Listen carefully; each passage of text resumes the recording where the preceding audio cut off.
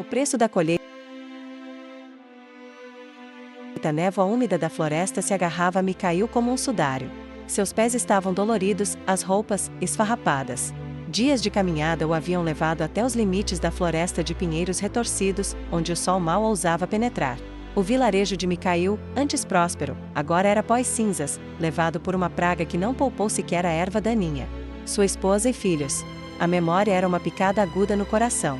Não havia nada a perder. Apenas uma última esperança, sussurrada em noites de desespero, a Baba Yaga. Dizem que sua casa, sobre pernas de galinha, dançava pela floresta. E que a própria bruxa era tão antiga quanto o próprio tempo, capaz de conceder o impossível, mas sempre a um preço. Mikhail a encontrou em um clareira, o ar pesado com cheiro de terra molhada e algo mais, algo indescritível. A casa, de fato, se movia, rangendo, suas janelas como olhos de coruja.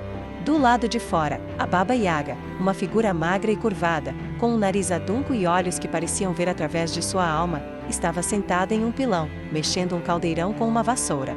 Não havia fumaça, apenas um vapor denso e esverdeado. O que um verme como você busca em meu domínio, camponês? A voz era um raspar de folhas secas. Mikhail, engolindo em seco, ajoelhou-se. Baba Yaga, eu perdi tudo. Minha terra, minha família.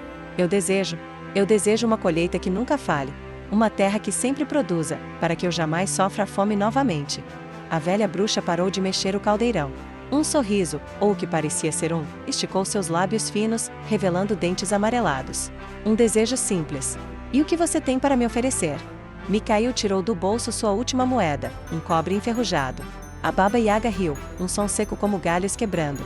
Eu não preciso de sua miséria, camponês. O preço é uma vida. O coração de Mikhail gelou. Mas eu perdi todos os que amo. Não qualquer vida, a Baba Yaga o interrompeu, seus olhos fixos nos dele. A vida de cada semente que sua terra engolir, de cada grão que seu solo nutrir. Eles morrerão para que você colha. O preço da sua colheita será a vitalidade da própria semente. Mikhail hesitou. Parece cruel, mas o que eram sementes perto da fome? Feito, ele disse, a voz embargada. Eu aceito. A Baba Yaga estendeu uma mão ossuda, e o ar estalou. Uma sensação de formigamento percorreu Mikhail, como se sua própria essência estivesse sendo reescrita. Va. Sua terra o aguarda. Mikhail voltou para suas terras desoladas, um novo vigor em seus passos. Ele plantou as primeiras sementes de trigo, e para sua surpresa, a terra, antes estéril, pareceu sugar as sementes com avidez. Em poucas horas, os primeiros brotos surgiram, fortes e verdes. A colheita veio em tempo recorde, abundante e rica. O trigo dourado se erguia mais alto do que ele jamais vira. A fome era uma memória distante. Mas havia algo estranho. O sabor do pão, embora nutritivo, era oco, sem vida. Ele não conseguia identificar, mas faltava algo. E à medida que os anos passavam, a colheita continuava farta, mas a paisagem ao redor de sua fazenda se tornava cada vez mais árida.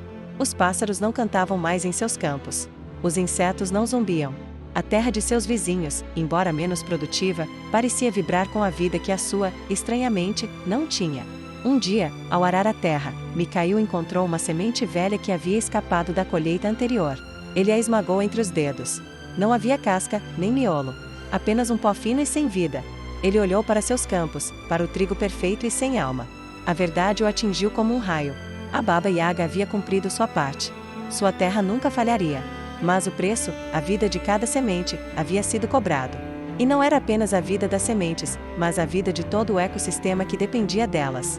Ele havia trocado a vitalidade de sua terra, a própria essência da vida, por uma segurança vazia. Sua colheita era farta, mas não tinha alma. Ele havia sacrificado a beleza da criação por uma abundância estéril. A verdade inconveniente era que ele havia se tornado o próprio agente da desolação, condenando sua terra a uma existência perpétua de morte para sustentar a sua. Mikhail ergueu os olhos para o céu cinzento. A fome física havia sido banida, mas a fome de espírito, de conexão com a vida, agora era sua única companheira. Ele tinha sua colheita, mas o preço havia sido a própria alma de seu mundo.